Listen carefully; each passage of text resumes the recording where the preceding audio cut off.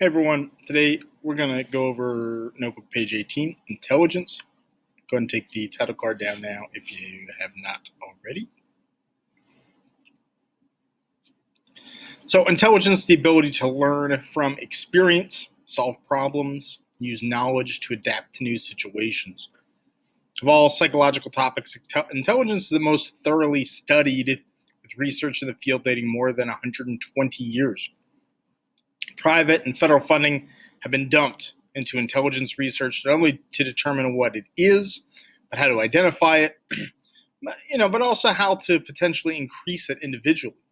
As such, a fair amount of research was focused into the development of intelligence tests, a method for assessing an individual's mental aptitudes, a natural ability to do something, and comparing them with the aptitudes of others through the use of numerical scores.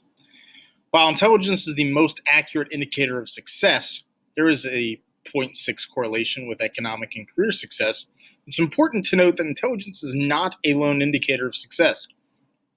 Another semi-predictor of success is one's grit or conscientiousness, with 0.3 correlation with economic and career success. And while there's no correlation between brain size and intelligence or biological sex when it comes to intelligence averages, there's some correlation with the size and activity of the frontal and parietal lobes when measured for gray and white brain matter. This essentially means that people with high amounts of gray and white brain matter have more neurons and neural activity at their disposal for intelligence. There are two basic types of intelligence: crystallized and fluid. Crystallized intelligence is the ability to use previously learned skills, knowledge, and experience. It grows as we age, but does not exactly equate to memory, though it certainly does depend on accessing information from long-term memory. Fluid intelligence, on the other hand, is one's natural ability to learn quickly, adapt, and problem solve in novel situations. This is essentially a measure of one's IQ, how quickly one can solve problems, understanding concepts, skills, and learn. Unlike crystallized intelligence, fluid intelligence decays as we age beyond our late teens and early 20s. I'll put up a slide here. Oops.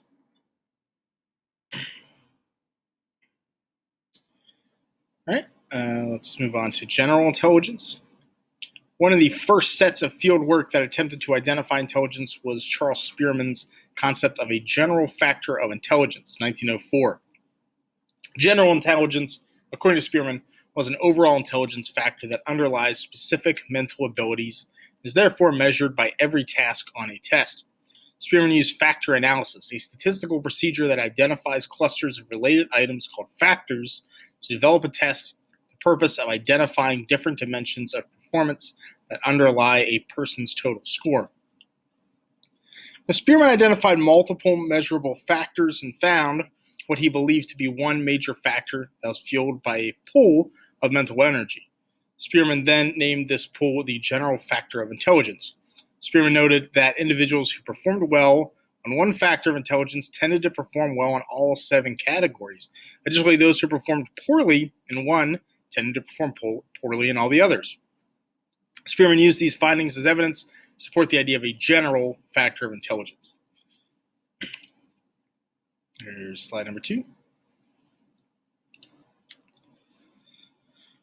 A later critic of Spearman's general intelligence was Howard Gardner, who asserted that intelligence is not passed on as a general competency or incompetency, but rather intelligence seems to come as multiple abilities that come in different packages. For example, Gardner noted that damage to certain areas of the brain could harm or destroy one's ability in 1 or 2 of the other factors of intelligence. But the others would still remain intact. Additionally, Gardner noted the exception of savants, people who have an exceptionally high ability in one intelligence factor, but scored below average or even exceptionally low in the others. Gardner asserted that intellectual abilities were kind of like athletic abilities. Running fast doesn't mean that you can catch, throw, or jump well, but some athletes are competent in all categories. Another intelligence researcher, Robert Sternberg, challenged the idea of general intelligence, instead arguing there are 3 basic types of intelligence application that vary in individuals across various contexts.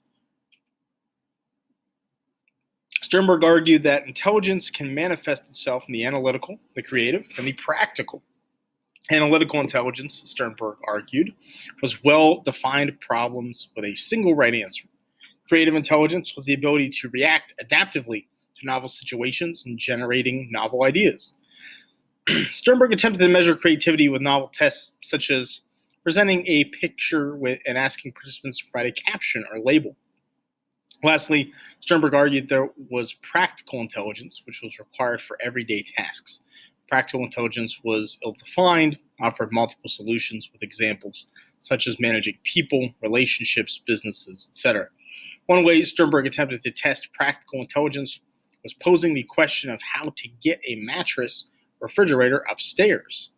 Critics of both Gardner and Sternberg's site both offer poor evidence to counter the strong empirical evidence that supports general intelligence, but nearly everyone recognizes the contributions to noting that there are exceptions among the population within this theory.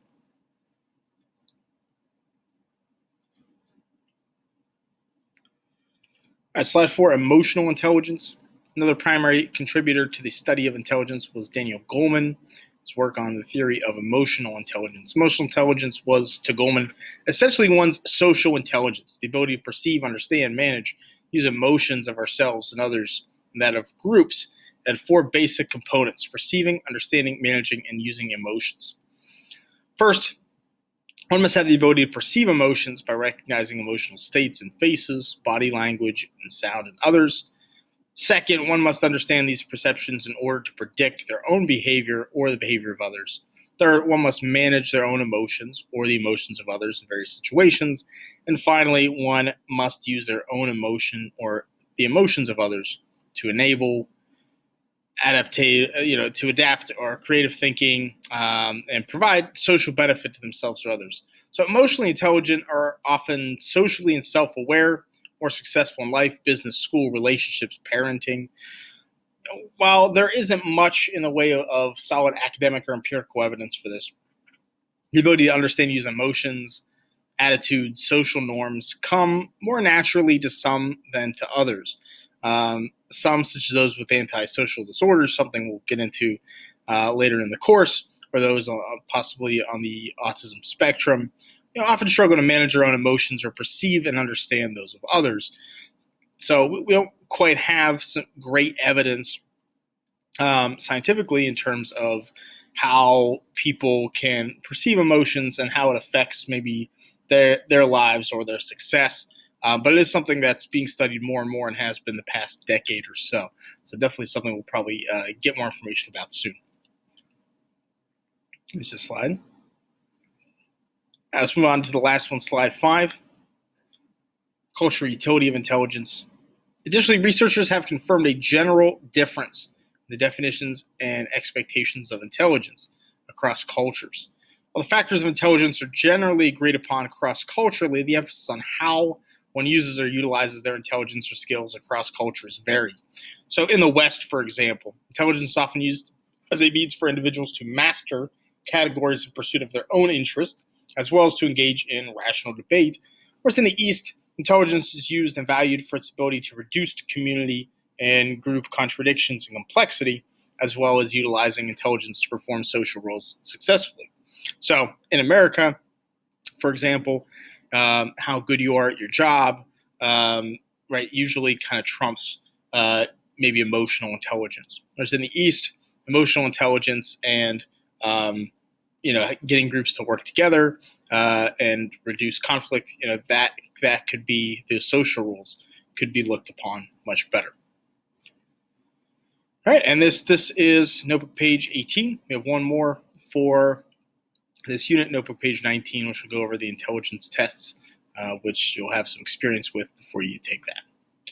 Thanks so much, and I hope you have a wonderful day.